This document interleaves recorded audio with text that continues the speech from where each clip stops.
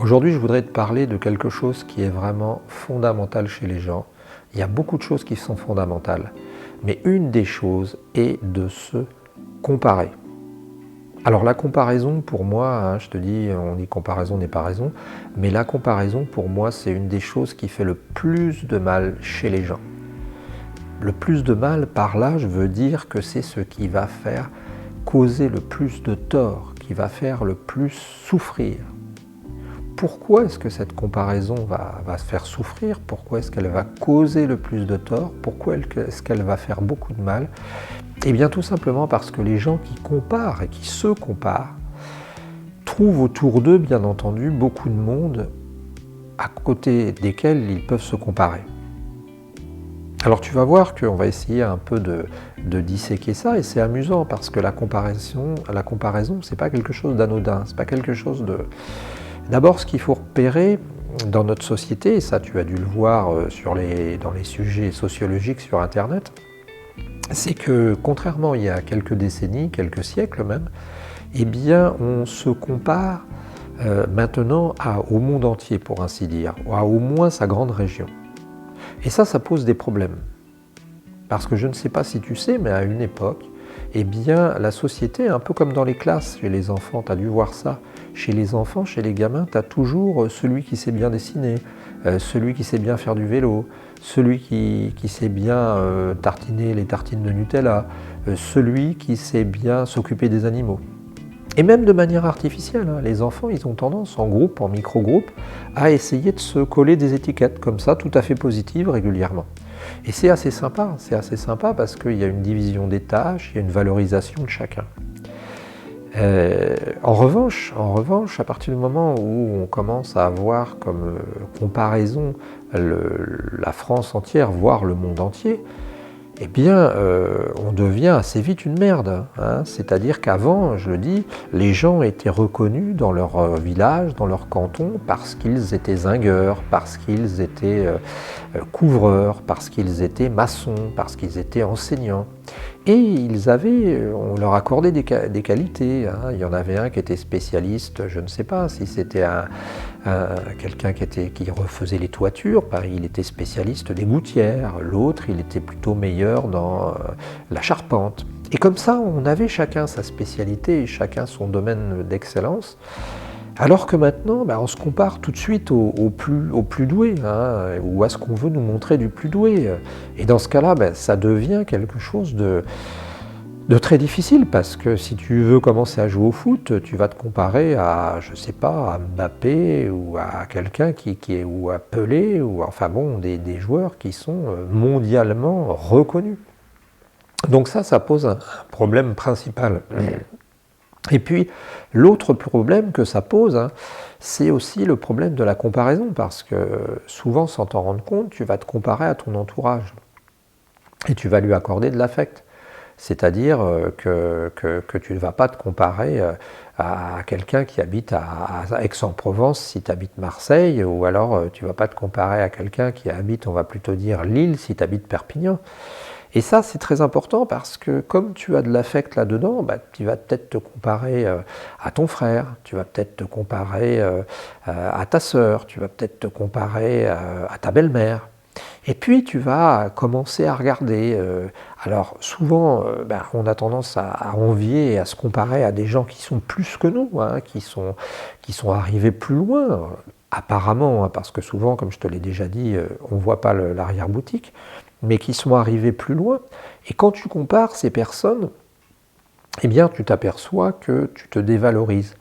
Et bien souvent, c'est une erreur, parce que quand on se compare, on compare pas terme à terme.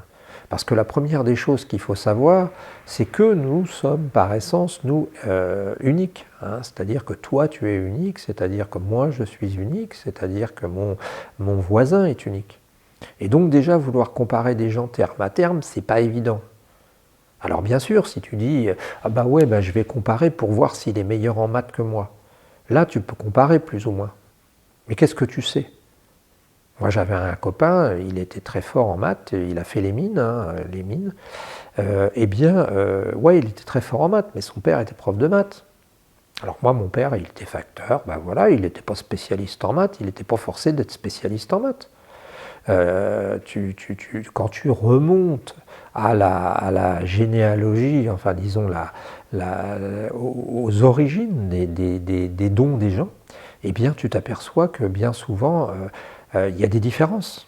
Hein, moi j'avais un ami qui me disait bah ouais, bah, j'aurais dû monter un garage parce que c'est pas mal de monter un garage, si j'avais su j'aurais monté un garage.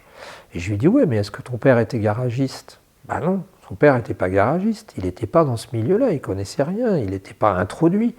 Et souvent tu t'aperçois que au moins dans le domaine du business, au moins dans le domaine des études, souvent ben, tu as quand même pas mal de monde qui vient de la filière.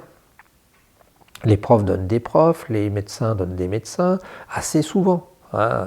Alors il y a des gens qui me disent « Ah bah oui, mais regarde », et j'avais un ami qui est hedge fund manager qui me disait la dernière fois « Ah ouais, mais regarde, en fait, les milliardaires, tu en as peu qui sont issus de la classe vraiment supérieure. » Et c'est vrai, si tu prends par exemple Jeff Bezos, l'homme le plus riche du monde, si tu prends le créateur de Microsoft, pas de Microsoft parce que Bill Gates il était riche déjà, mais si tu prends par exemple le créateur de Apple, bon ben voilà, c'est des gens qui n'avaient pas beaucoup de moyens au début. Mais est-ce que ça veut dire que toi tu vas t'identifier à ces gens-là parce qu'un sur 300 milliards a réussi, 300 millions a réussi? Alors moi ce que je veux te dire simplement, que ce soit en matière de beauté, que ce soit en matière de plein de choses, c'est que c'est stupide de se comparer.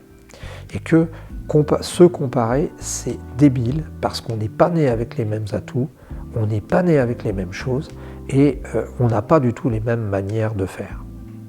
En revanche, il y a quelque chose qui est intéressant quand même par rapport à ça. Pour sortir de cette comparaison, c'est de voir quand même le chemin parcouru par chacun. Hein, c'est de se dire, bah tiens, moi, par exemple, je fais du tennis, bien sûr, je ne m'appelle pas Federer, je ne m'appelle pas Nadal, mais je n'ai pas un mauvais niveau par rapport à ce que j'ai démarré. Et on n'est pas tous les mêmes, qu'on le veuille ou non. À cette occasion, je te mets en garde concernant les comparaisons, et je te rappelle ce que m'avait dit un psychologue qui discutait avec moi un jour, il y a quelques années, à qui j'avais dit, ah, vous savez, c'est vrai, quand on voit ce qu'ont fait certains, eh bien on se sent tout petit.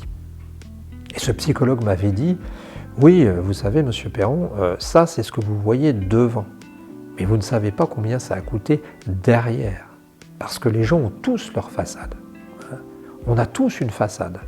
Et cette façade, eh bien souvent, on la montre brillante, belle, reluisante. Et en fait, derrière, en back-office, on ne sait pas ce qui se passe. Et souvent, tu apprends que la personne se sépare, son conjoint ou sa conjointe se divorce, et tu apprends des critiques, qu'elle critique de manière très virulente, tu apprends que la personne idéale que tu avais cru une sorte d'icône, eh bien finalement été cornée, et puis tu te rends compte que c'est pas non plus ce que tu croyais. Donc moi ce que je veux te dire aujourd'hui, c'est que la comparaison, c'est vraiment quelque chose à éviter si ce n'est pour évoluer.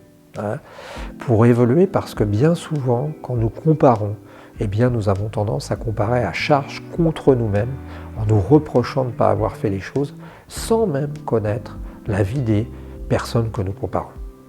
Voilà, alors je suppose que toi tu vas pouvoir me renseigner, hein, parce que moi ça m'intéresse beaucoup ce sujet-là.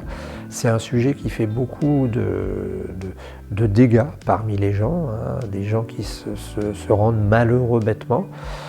Moi comme je te le dis, j'aimais bien cette formule qui dit que rien n'est gratuit. Hein. Si tu pars d'un certain niveau, si tu veux aller quelque part, va falloir le payer. En général, va falloir le payer.